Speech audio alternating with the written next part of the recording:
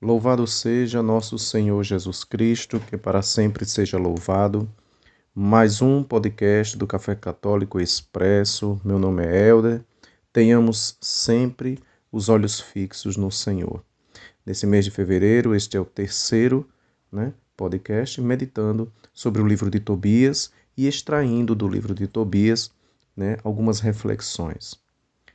Neste terceiro encontro, relembrando que na história de Tobias, recordamos que ele ficou cego, falamos da providência divina, depois o sofrimento humano para o justo de Deus.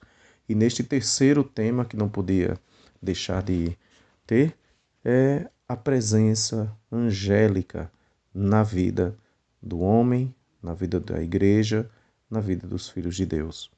Então, dentro do tema de hoje, será meditado sobre a vida angélica, um pouco sobre os anjos.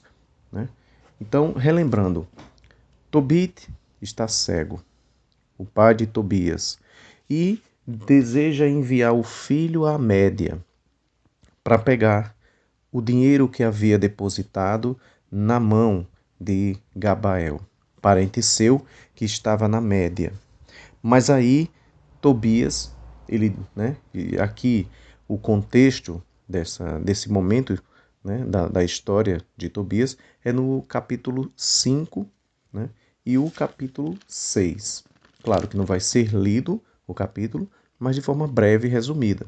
Então o capítulo 5 fala sobre o companheiro de Tobias nessa viagem. E o capítulo 6 é sobre aquele momento em que está Tobias e o seu companheiro e que aparece um peixe.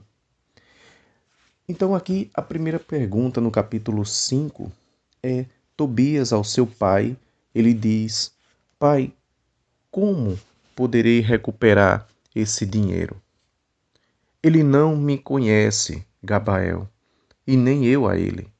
Então Tobias diz a Tobit que Gabael não o conhece. Como ele vai pegar o dinheiro? Outra coisa, pai. Além disso, não sei que caminho tomar para chegar à Média.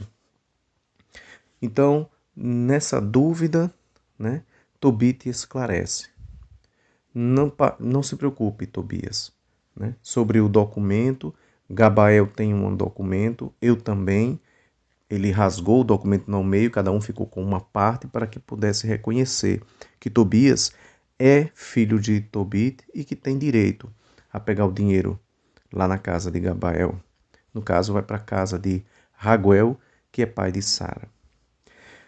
Mas aí, no versículo 4, no capítulo 5, versículo 4, o texto diz assim: Tobias saiu em busca de alguém que conhecesse o caminho e que fosse com ele à Média.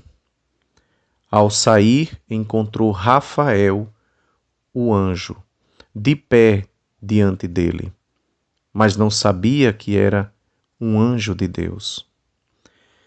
E aqui entra o tema dessa meditação.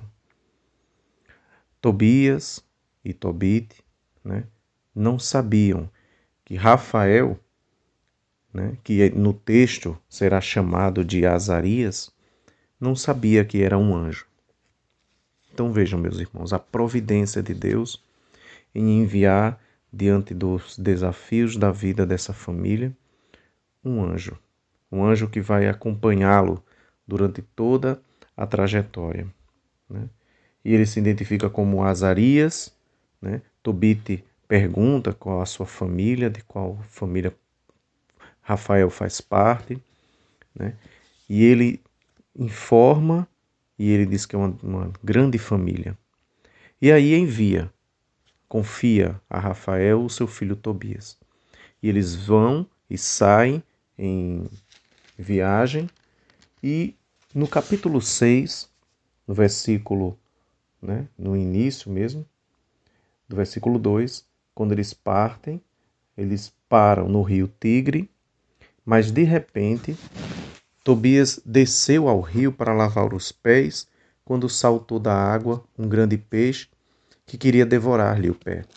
Ele gritou e o anjo lhe disse: agarra o peixe e segura-o firme. E depois manda que Tobias tire as entranhas do peixe, o fígado, o coração e o fel, né? Para que sirva de remédio e também que seja queimado como um incenso na casa de Raguel para espantar o demônio. Rafael explica a Tobias, né, o que ele deve fazer.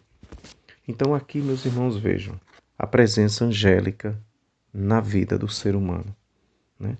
Os anjos, no qual o centro, né, da vida angélica é o Cristo Jesus.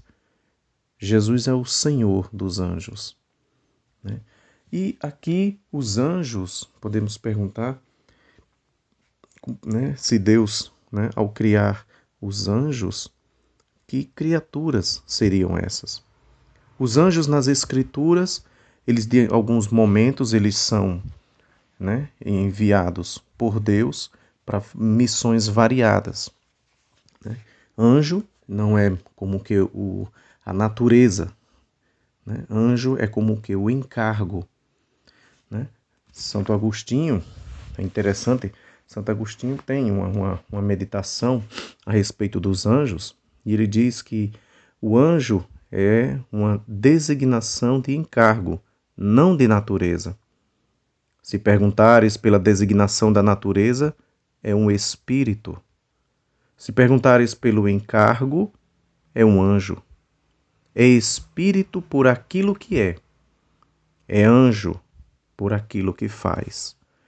Isso Santo Agostinho, né, meditando na sua meditação sobre o Salmo 103, que tem um dos versículos fala sobre a vida angélica.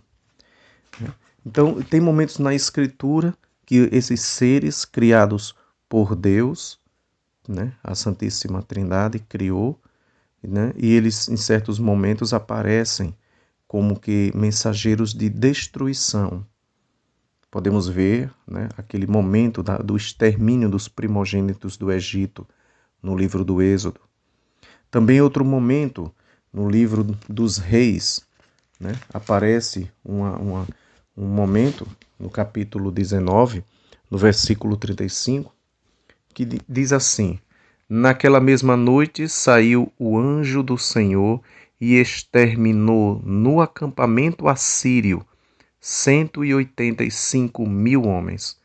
De manhã, ao despertar, só havia cadáveres. Então veja, anjos enviados como que mensageiros de destruição, mas também anjos enviados como protetores. Recordem o livro de Daniel, né? Tem também aquela citação do Êxodo no capítulo 23, versículo 20, que diz que eis que envio um anjo diante de ti, para que te guarde pelo caminho e te conduza ao lugar que tenho preparado para ti. Né? Promessas de Deus em vista da entrada do povo de Deus em Canaã.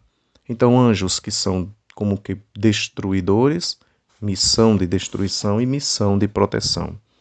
Na vida da igreja, nós vemos essa variante tão grande da presença angélica. Recordem a libertação de São Pedro da prisão por um anjo. Recordem aquele anjo que consolou Jesus no Horto das Oliveiras. Recordem os anjos que serviram a Jesus após a tentação no deserto. Nosso Senhor Jesus Cristo, Ele é que é o centro do mundo angélico.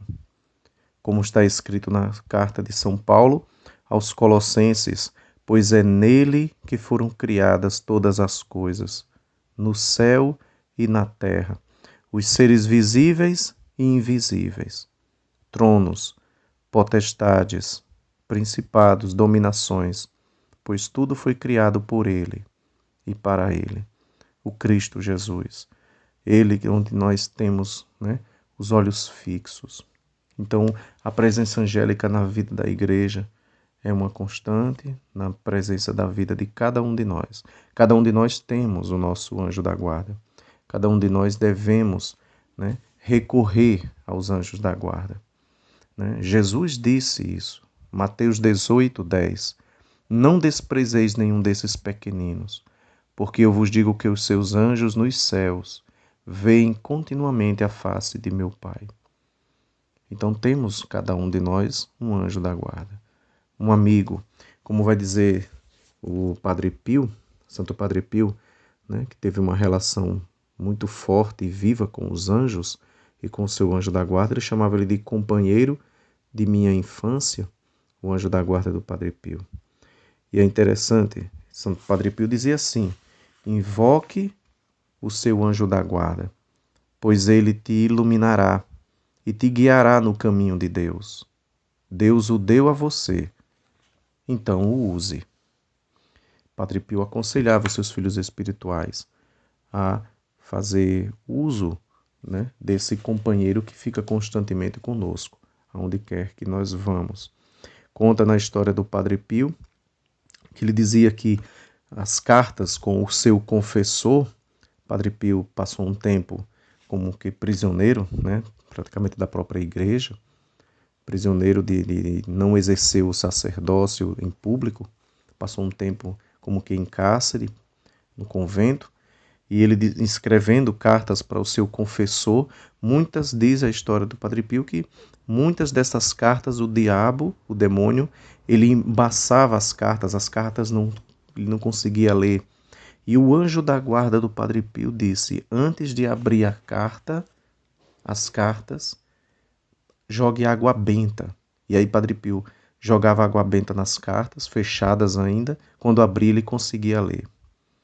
Por influência do anjo da guarda, por orientação do seu anjo da guarda. Outro momento também dizia que Padre Pio não sabia ler francês, então recebia às vezes muitas cartas em francês e o anjo da guarda traduzia as cartas em francês para o Padre Pio. Ele dizia que era bom porque ele sabia muitas línguas.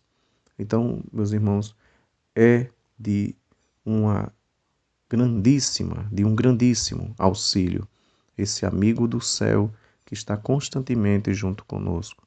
Foi dado por Deus essa graça de não estarmos sozinhos. O Cristo Jesus, que é o único mediador entre Deus e os homens, ele deseja que sempre tenhamos essas portas abertas com esses irmãos do céu, para que nessa caminhada, nessa trajetória, possamos fazer uso de tantos meios para a nossa salvação. Imagine, tem os anjos, tem os santos, né? Temos a purificação eterna do purgatório, tantas chances de misericórdia de Deus para fazermos uso, né? Os sacramentos, a comunhão, a confissão, tudo para a glória de Deus e para caminharmos para um dia estarmos juntos com eles. E os anjos da guarda estão sempre juntos conosco, né? Podemos falar com ele, devemos rezar sempre a eles, não tão somente com orações formuladas. Devemos rezar a oração do Santo Anjo do Senhor, mas tenhamos diálogos espontâneos e íntimos com o nosso anjo da guarda, para que essa devoção aumente cada vez mais e possamos, né, com um maior zelo, uma maior companhia, né, agradecer a Deus por esta companhia divina tão próxima de nós e que nos conhece tão bem e deseja nos levar para o céu. Tenhamos os olhos sempre fixos no Senhor. Que o Senhor nos abençoe, que o Senhor nos ajude, que o Senhor nos guarde e que o Senhor nos conduza à vida eterna. A Cristo Jesus, Senhor dos anjos, né? O Senhor de todos os coros angélicos. A Ele a glória, o louvor, toda a adoração, pelos séculos dos séculos. Amém.